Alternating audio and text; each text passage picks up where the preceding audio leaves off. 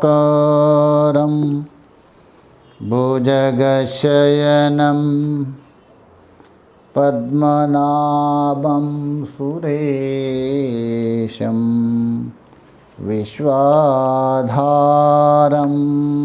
गगनसदृशं मेघवर्णं शुभांगं लक्ष्मीकान्तं कमलनयनं योगिभिर्ध्यानगम्यं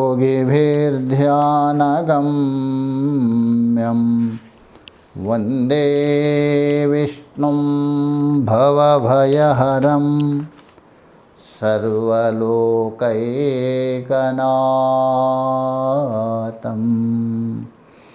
यं ब्रह्मा वरुणेन्द्ररुद्रमरुतः शृण्वन्ति दिव्यैस्तवैः वेदैः साङ्गपराक्रमोपनिषदैः गायन्ति यं सामगाः ध्यानावस्थिततद्गतेन मनसा पश्यन्ति यं योगिनो यस्यान्तं न विदुषुरासुरगणा देवाय तस्मै नमः देवाय तस्मै नमः। गुरोर्ब्रह्मा गुरोर्विष्णु गुरोर्देवो महेश्वरः गुरुः साक्षात् परं ब्रह्म तस्मै श्रीगुरवे नमः तस्मै श्रीगुरवे नमः। ॐ शान्ति शान्ति शान्तिः। ईश्वर की असीम अनुकंपा से हम लोग श्रीमद् भगवद गीता के जो सारभूत है, जो निचोड़ है, जो पिंडीभूत है, 18वें अध्याय को लेकर हम लोग विचार कर रहे हैं। तो विचार करते करते यहाँ तक पहुँच गए। जो ज्ञान निष्ठा है उसको कैसे प्राप्त करे, उसके लिए कुछ आवश्यकता साधन बता दिया और संपूर्ण कर्म को करते हुए भगवान के आश्रय करते हुए जो व्यवहार करता है वो भगवान के कृपा से शाश्वत पद प्राप्त करने के योग्य बनता है। और भगवान ने ये भी बता दिया जो चित्त है, आपका मन है, भगवान मेरे लगाने पर संपूर्ण दुख है, पाप है, उससे अवश्य पार होगा, उसको कोई रोक नहीं सकते। और यदि भगवान का बात ना मान करके, भगवान का वचन को उपेक्षा करके अहंकार के कारण अपने आप करते हो अर्जुन, तो तेरा विनाश तो निश्चय है, पतन तो निश्चय है। और दूसरा बात है, अहंकार को आश्रय करके लिए अब हट पकड़े मैं युद्ध नहीं करूँगा, क्यों युद्ध करूँ, मैं स्वतंत्र हूँ, ये आपका निश्चय है, झूठा है, मिथ्या है। जो आपकी जो प्रकृति है, आपका जो स्वभाव है क्षात्र धर्म, वो आपको एक दिन अवश्य उसमें लगा ही देगा। क्योंकि अपने अपने जो स्वाभाविक कर्म है उससे हर एक व्यक्ति बंधे है। और यदि किसी कारणवशात कोई कार्य आप करना नहीं चाहते हो, अंततः जाके मोह के कारण आपको अवश्य रूप से वहाँ प्रवृत्ति ही करवा देंगे, ये सिद्ध हुआ। तो यहाँ तक 60वें श्लोक तक हम लोगों ने विचार किया। तो कहने का मतलब है जो सहज कर्म है, स्वाभाविक कर्म है, वो आप करते रहिए, ईश्वरार्पण बुद्धि से करते रहिए, आसक्ति मत रखिए। लक्ष्य एक रख दिए, बस ये शरीर मिला है, इस शरीर से कुछ सत्कार्य हो, वो भी फल के लिए नहीं। सत्कार्य इसलिए है, इससे अंतःकरण शुद्ध हो जावे, जिसके लिए शरीर प्राप्त हुआ था वो सार्थक हो उस परमात्मा को जानने के लिए। वो भी राग द्वेष आसक्ति से रहित होकर करना चाहिए, ये भगवान ने संकेत दिया। क्योंकि आप जो भी कर्म करते हो, अच्छा कर्म हो खराब कर्म हो, उसका गवाही तो आपके अंदर ही बैठा है ईश्वर। दूसरे को आप ठगा सकते हैं, दूसरे को धोखा दे सकते हैं, किंतु अपने आप अंदर बैठा हुआ जो अंतर्यामी है उसको नहीं दे सकते। समय आने पर आपको अवश्य फल भोगना पड़ेगा। इसलिए जो शारीरिक सुख है, बाह्य सुख है, उनके पीछे ना पड़ते हुए, उसके लिए अनर्थ ना करते हुए अपना लक्ष्य को प्राप्त करने के लिए प्रयत्न करना चाहिए और उस ईश्वर को खोजना चाहिए। और वो ईश्वर कहाँ है, कहाँ खोजे, उसके लिए बता रहे, देखिए स्पष्ट बता रहे हैं। यस्मात्, क्योंकि ईश्वर सर्वभूतानां हृदये चेर्जुन तिष्ठति भ्रामयन् सर्वभूतानि यंत्ररूढ़ानि मायया। ईश्वरः, ये जो ईश्वर है, देखिए यद्यपि ईश्वर का अर्थ होता है समर्थ, समर्थ को ईश्वर कहते। यहाँ ईश्वर शब्द से अंतर्यामी लेना, विचार करके देखने पर अन्य शास्त्र में अर्थात आगम शास्त्र में समझाने के लिए तत्व को वहाँ बता दिया है। सबसे पहले मूल परम शिव है, जो परम है, पूर्णहंत माना है, पंचशक्तियों से समाविष्ट है अथवा पंचकृत्य से युक्त है, उत्पत्ति स्थिति लय निग्रह अनुग्रह सार समाविष्ट होकर पूर्ण रूपेण रहता है। वहाँ शिव और शक्ति एकात्मक मानते हैं, परम शिव है। और उसी के अंदर ही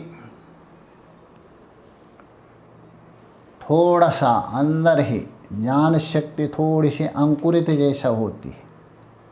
जैसा बीज है, आप जमीन में डालते हैं, पहले अंकुरित नहीं होता, कुर्वद अवस्था, थोड़ा फूल जाता है, उसके बाद धीरे धीरे उससे अंकुर निकलता है। तो इसलिए वहाँ थोड़ी सी हल्की सी ज्ञान शक्ति अंकुरित हो जाती अंदर अंदर ही, तभी वही परमशिव सदाशिव रूप से व्यवहार करने योग्य बनता है। वही है, परमशिव से सदाशिव व्यवहार होता है। और उसके बाद उसके अंदर थोड़ी सी इच्छा शक्ति अंकुरित होती है और ज्ञान शक्ति में। अंदर ही अहंता रहता है, अंदर अंदर अहम, बाहर नहीं। और थोड़ी सी इदंत का झलक आता है, तभी उसको शिव कहा दिया है। शिव अंदर अहम है और इदंता भी थोड़ा सा झलक आता है, वो शिव है।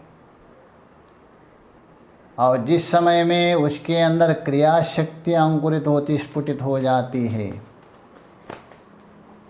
तभी जाके वो बाहर इदम रूपेण आता है, तभी उसको कहते ईश्वर कहते। इसलिए ईश्वर आप किसी में भी प्रयोग कर सकते। राजा में भी ईश्वर प्रयोग किया, इंद्र को भी ईश्वर कहा दिया, मालिक को भी ईश्वर। शिव प्रयोग नहीं होता है, इसलिए वहाँ ईश्वर है, इदंत प्रधान है।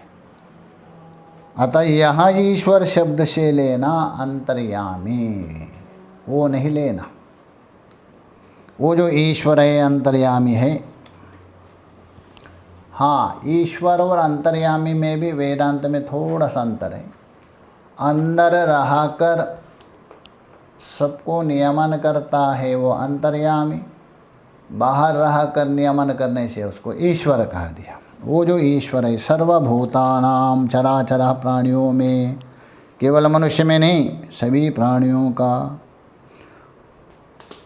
हृद्देशे अंतःकरण बुद्धि, उस बुद्धि में हे अर्जुन तिष्ठति, कोई बाहर नहीं, वो तो ईश्वर का मंदिर है आपका, आपकी बुद्धि, आपका बुद्धि में रहता है। हृद्देशे अर्जुन तिष्ठति। चले आता है पुराण में, आप जानते ही है, हिरण्यकश्यप अपना पुत्र प्रहलाद को अनेक प्रकार की पीड़ा देते रहता है। केवल भगवान विष्णु का नाम ले ना ले। उनकी माता तो बहुत दुखी होती है, क्या दो, माता तो माता ही है, बहुत दुखी होती है। अपने गुरु नारद जी के स्मरण करते हैं। नारद जी पहुंच जाते हैं, उससे सारा दुख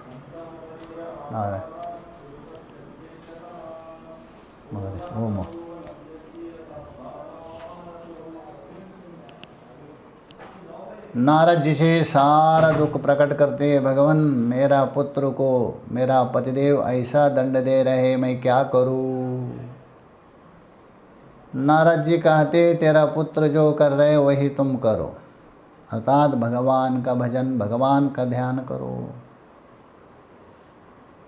तभी कयादो बताती है, भगवान मैं कैसा ध्यान करूं, कैसा पूजा करूं, कोई मंदिर है नहीं, मेरा पतिदेव ने सारा मंदिर तोड़ दिया।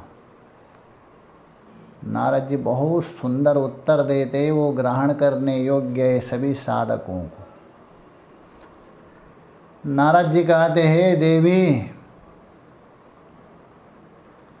तेरे पतिदेव ने सारा विष्णु मंदिर, सारा मंदिर तोड़ दिया, आवश्यक है, किंतु एक मंदिर अभी भी बचा है।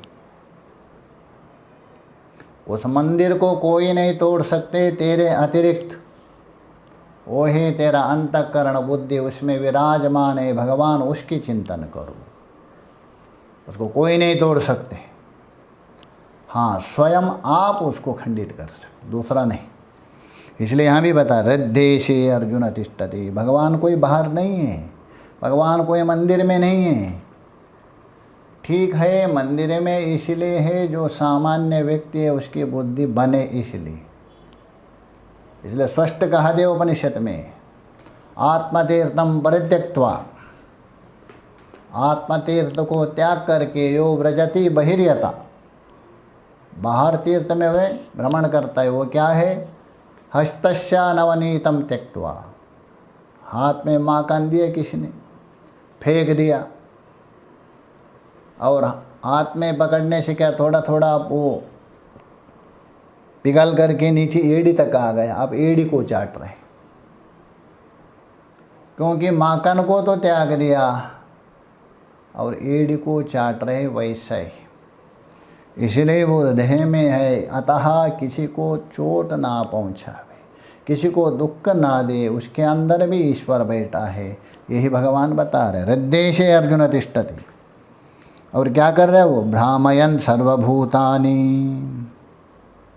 निज प्रत्यय है, कर्म के वशीभूत अंतर्यामी बन करके सबको घुमा रहे, सबको नचा रहे। वो ही जैसा कठपुतली का जो खेल होता था प्राचीन काल में, अभी तो लुप्त, प्रायः लुप्त है। नए लोग पता ही नहीं क्या है कठपुतली होता है। जो पुराने लोग हैं उनको पता होगा। पहले कठपुतली का खेल होता था। अभी देखिए कठपुतली का खेल होता है, आप देख रहे वहाँ कठपुतली का खेल है, अलग अलग नाच रहे कठपुतली, किंतु नचाने वाला जो है पर्दे के आड़ में रहकर वो नचाता है, उसको आप देख नहीं सकता है। रावण का पात्र हो, राम का पात्र हो, सीता का, अलग अलग अलग अलग नचा रहा है। वैसे ही यहाँ आप और हम सब कठपुतली है, नाच रहे, ईश्वर नचा रहे कर्म के अनुसार, ऐसा नहीं। तो भ्रामयन सर्वभूतानि, सारे प्राणियों को नचा रहे भ्रमण। कैसा? किसमें? यंत्रारूढ़ानि मायया।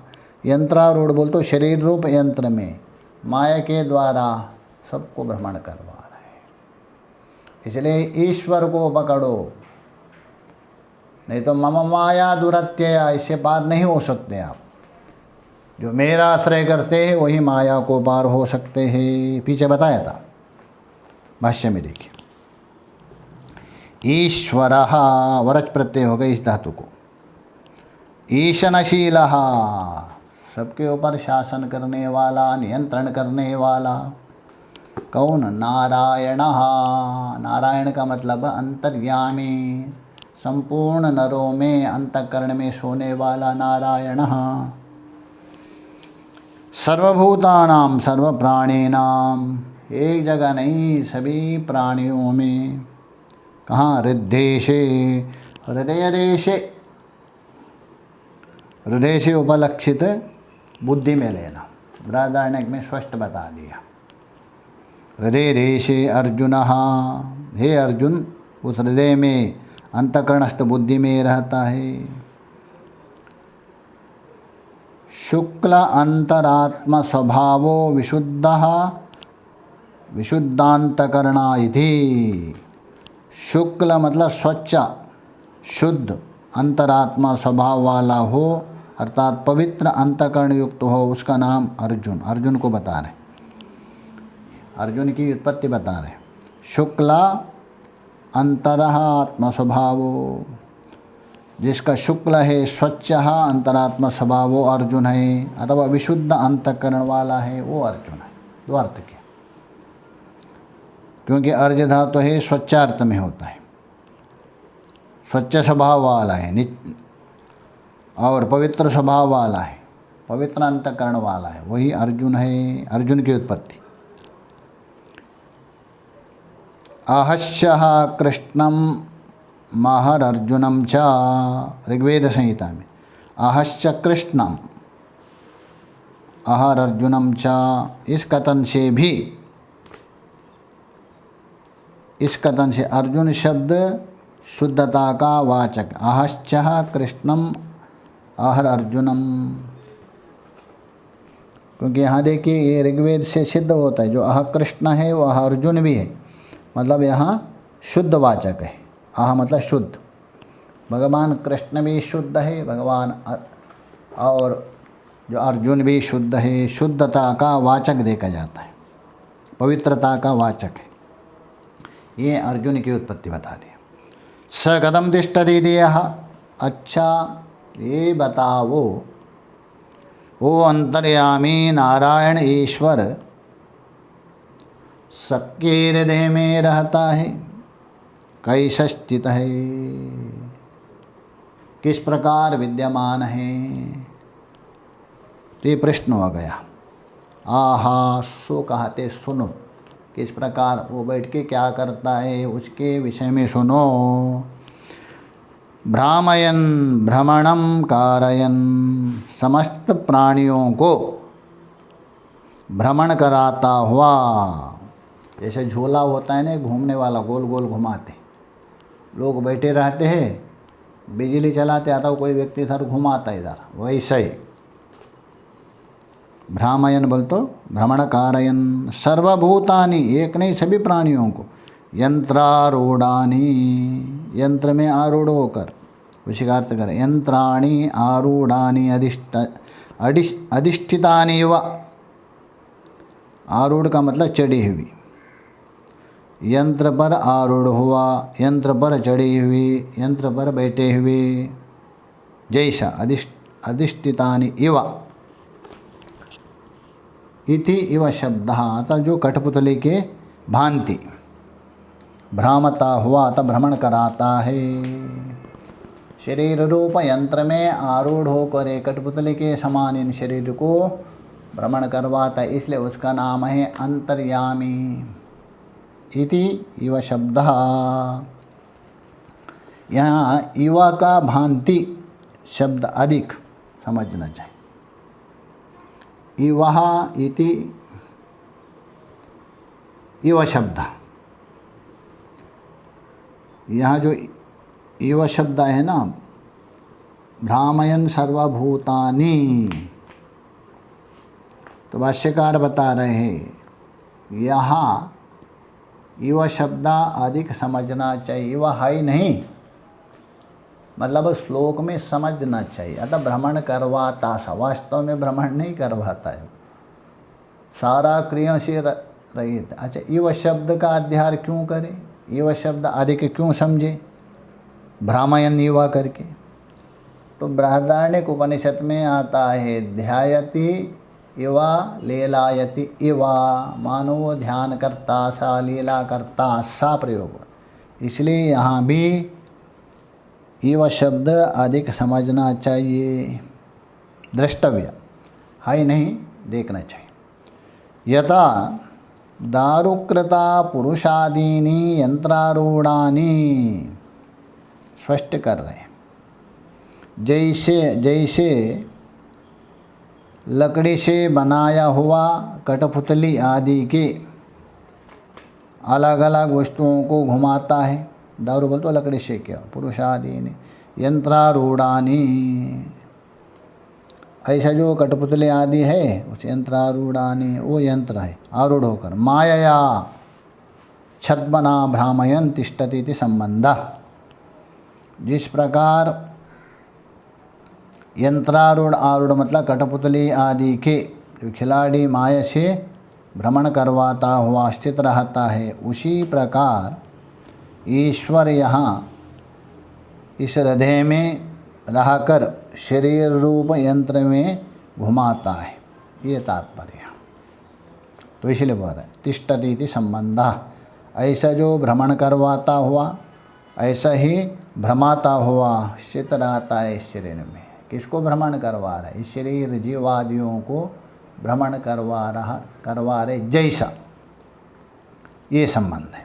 तो कहने का तात्पर्य है, ईश्वर सभी प्राणियों को हृदय में रहते हुए कर्म के अनुसार जिस प्रकार यंत्र को घुमाते उसी प्रकार इस शरीर को प्रवृत्ति करवाता है, प्रेरणा देता है, केवल प्रेरणा मात्र देता। इसलिए है अर्जुन, जो ईश्वर है उस ईश्वर के शरण में जाओ, अनात्मा को त्याग दे दो, वही आपको शांति का कारण बनेगा, वो बताने जा रहे। तमेव शरणं गच्छ सर्वभावेन भारत, तत्प्रसादात् परां शांतिं स्थानं प्राप्स्यसि शाश्वतम्। तमेव, तम एवा, एवकार लगा दिया, सबके अंदर रहकर सबको भ्रमण करवाता है जो अंतर्यामी ईश्वर है नारायण, उसी का ही, दूसरे का नहीं। शरणं गच्छ, उसके आश्रय हो जाओ, शरणागति हो जाओ।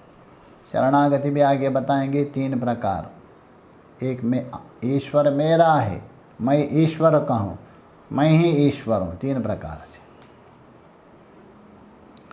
शरणं गच्छ, उस ईश्वर के आश्रय हो जाओ।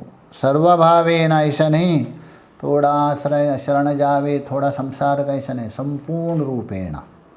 हे भारत, हे अर्जुन, उस ईश्वर के शरण में जाओ पूर्णतया। उससे होगा क्या? तत्प्रसादात्, उसके अनुकंपा से, उनके प्रसाद से, उनकी कृपा से, पराम शांतिम, मोक्षाक्य जो शांति है, परा शांति बोलते मोक्षाक्य शांति, प्राप्स्यसि शाश्वतम, जो शाश्वत है, ऐसा जो शाश्वत स्थान है, मोक्ष है, विष्णुपद है, उसको तुम प्राप्त करेंगे धीरे धीरे। इसलिए शरणागति तो हो, उनके शरण में जाके तो देखो।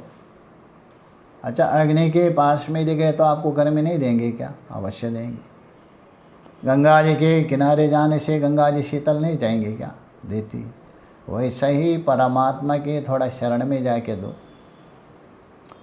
यहाँ प्रश्न होता है, ठीक है अग्नि परिचिन्न है, गंगा जी परिचिन्न है, पास में जा सकते, तो परमात्मा के पास कैसा जाएंगे? क्या परमात्मा एक देश में है? एक देश में यदि हो तो अनित्य होगा, व्यापक है, सर्वत्र है, शरणाम में कैसे जाएंगे? इसलिए यहाँ उनके शरण में जाने का मतलब ये तात्पर्य है, ये जो जीवात्मा अपने मन के द्वारा, मन प्रदान है, अभी तक संसार को पकड़ा है, अर्थात नाम रूप को प्रदान दिया। इस नाम रूप में पड़ा हुआ जो अस्थि भाति प्रिय है, उसको गौण किया है, उसको उपेक्षा किया है। होने पर भी सर्वत्र उपेक्षा किया, उसको पकड़ा ही नहीं आपने। इसलिए यहाँ भगवान बता रहे, अरे साधक, अभी तक तू नाम रूप को ही प्रधान मान के पकड़ रहे। उस नाम रूप को प्रकाशित करने वाला जो परमात्मा सर्वत्र है, आपका हृदय में भी है। इसलिए उसका चिंतन करो थोड़ा, और ये विचार करके इन उपाधियों को हटा दे दो। बस यही उसकी शरणागति, और कोई शरणागति नहीं बन सकती। उपाधि को हटाकर अपना स्वरूप को चिंतन करते करते अभिनिवेश होने के लिए ज़्यादा अधिक प्रयत्न करना। जैसा अभी हम शरीर में अभिनिवेश कर रहे हैं, मैं हूँ करके, वैसा उसमें अभिनिवेश करना अधिक, वही शरणागति। और कोई यहाँ शरण में जाना नहीं बन सकता है, क्योंकि परिचिन्न वस्तु ही परिचिन्न वस्तु के शरण में जा सकता है। चलो मन विशिष्ट ये शरीर आदि परिचिन्न होगा, किंतु परमात्मा तो परिचिन्न नहीं है। इसलिए शरणागति का मतलब यही है, जो उपाधि को त्यागते हुए अपना स्वरूप का ही अधिक चिंतन करना, उसके निकट माना, यही शरणागति लेना। भाष्य में देखिए, तमेवा, तमेव बोल दो ईश्वरम, अंतर्यामी नारायणम, शरणम बोल तो आश्रयम, उनका आश्रय, संसारार्ति हरणार्थः, क्यों? संसार भाव है, संसार क्लेश है, इसलिए बोल रहे हैं संसार दुख है, उनको हरण के लिए, उनको निवृत्ति के लिए, संसारार्ति हरणार्थः, सांसारिक समस्त क्लेशों के निवारण नाश करने के लिए। गच्छः, गच्छ बोल तो आश्रयम कुरु, उसके शरण में आश्रय करो। संसार का आश्रय करने से दुख नहीं हटेगा, किंतु उल्टा दुख बढ़ेगा। ठीक है, यदि आपका है कोई, कुछ समझाओ, नहीं मानते, नहीं माने, छोड़ दे दो, अपना कर्तव्य में आप लगो, कोई किसके नहीं है, ये भूल है, ये मेरे है, इनके बिना मैं नहीं रह सकता। कोई नहीं, किसके बिना कोई रहेंगे, किसके बिना कोई जाएंगे नहीं, स्वयं स्वयं के।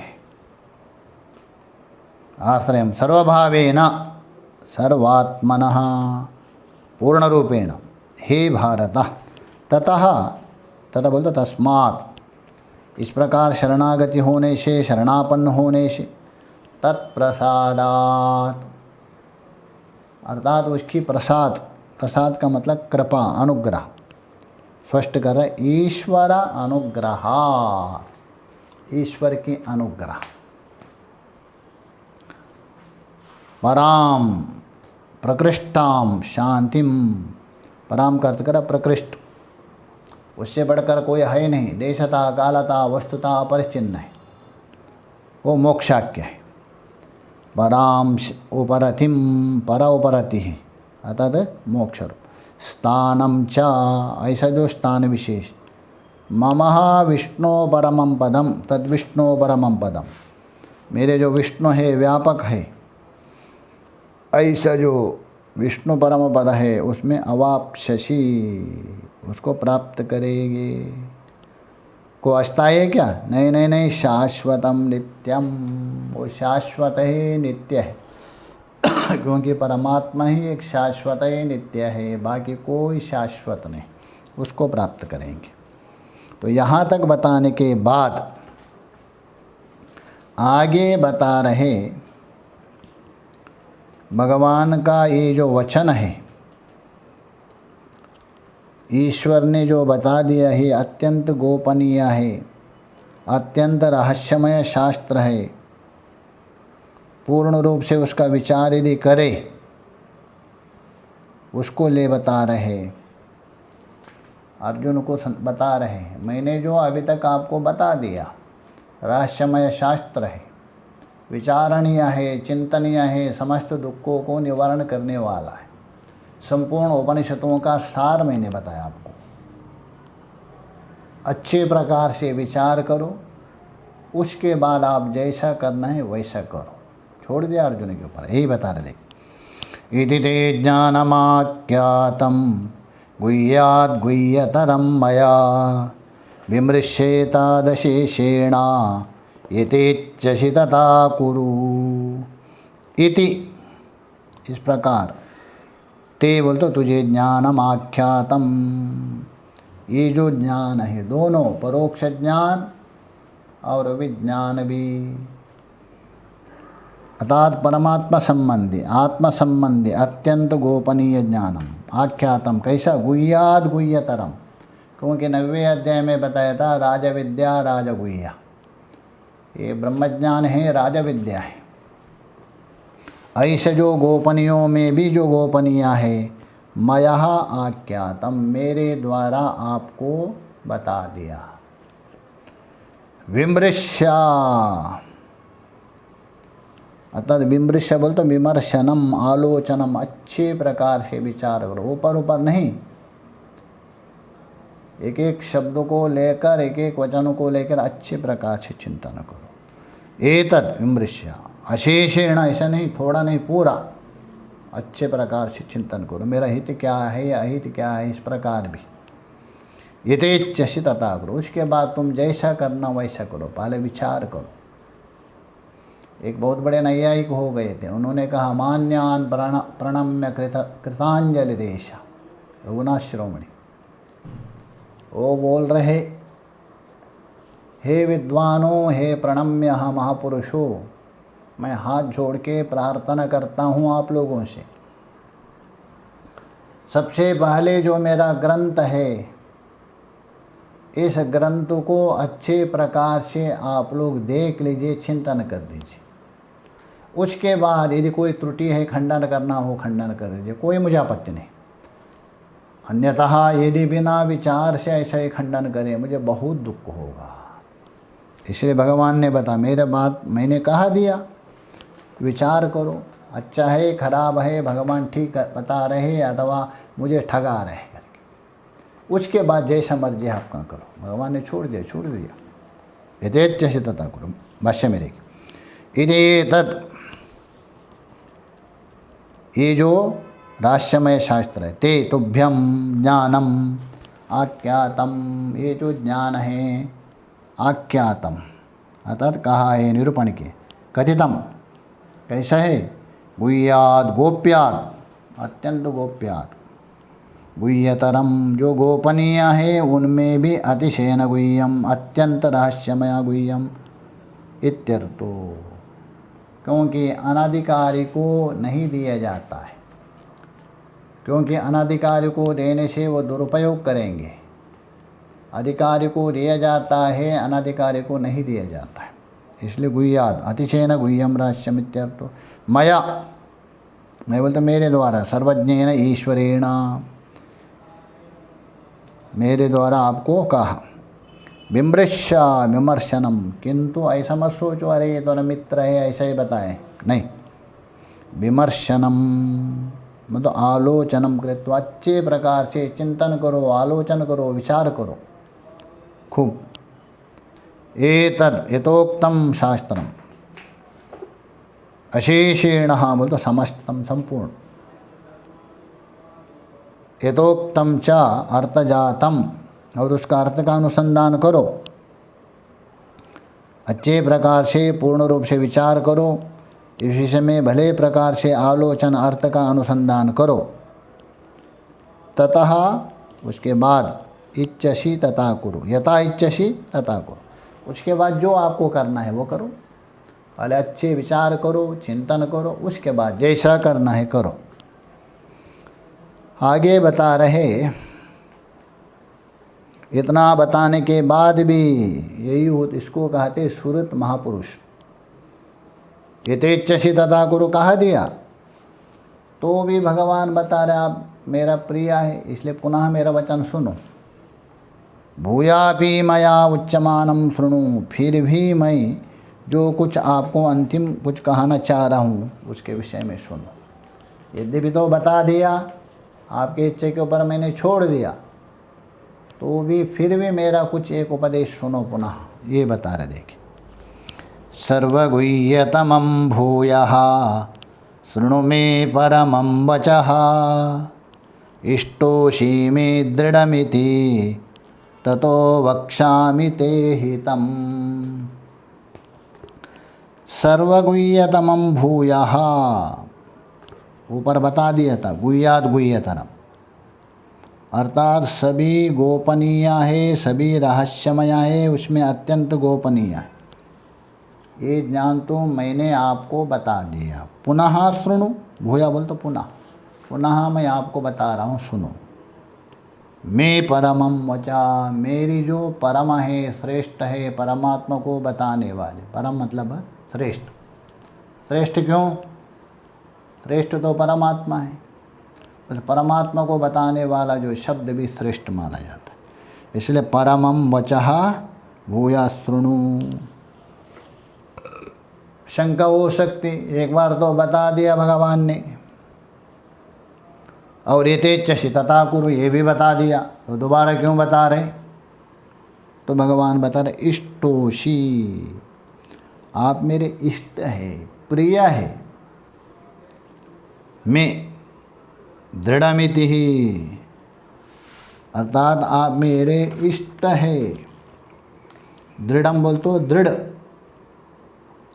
एकांतिक प्रिय, ऐसा नहीं एक प्रिय होना अलग बात है, सामान्य प्रिय, एकांतिक प्रिय। आप जैसे प्रिय मुझे कोई दूसरा है ही नहीं, निश्चय रूप से दृढ़पूर्वक एकांतिक प्रिय है आप। दृढ़मिति इष्टोषि ततो वक्ष्यामि ते हितम, इसलिए आपके हित के लिए, आपके कल्याण के लिए, आपके उद्धार के लिए आप मेरा प्रिय है, इसलिए बता रहा हूँ दोबारा, नहीं तो नहीं बता सकता। भाष्य में देखिए, सर्वगुह्यतमम, सर्वगुह्यतम बोल तो गुह्यात गुह्यतरम, सर्वगुह्येभ्यो, जितने भी गोपनीय हैं, जितने भी छुपाने योग्य है, अत्यंत रहस्यम उक्तम, जो अत्यंत गुह्य रहस्य युक्त मेरा जो परम वचन उक्तम कहा, अपि उक्तम अपि, यद्यपि बता तो दिया तो भी एक बार नहीं, असकृत, बार बार यहाँ तक बता दिया। कहाँ तक? 18वें अध्याय तक सारा बता दिया, ये उपदेश ही है, यहाँ तक बता दिया। असकृत, सकृत बोल तो एक बार, असकृत बोल तो बार बार, भूया बोल तो पुनः, तो भी पुनः शृणु मे मम परमं प्रकृष्टं वचो वाक्यम, तो भी बार बार बताने पर भी फिर भी मेरा प्रकृष्ट जो उत्तम श्रेष्ठ वचन है, तो फिर भी सुनो, मेरा वचन सुनो। यद्यपि मैं बार बार बता दिया, किंतु उसको पुनः पुनः बार बार तुम सुनो। तो ही बोल रहे,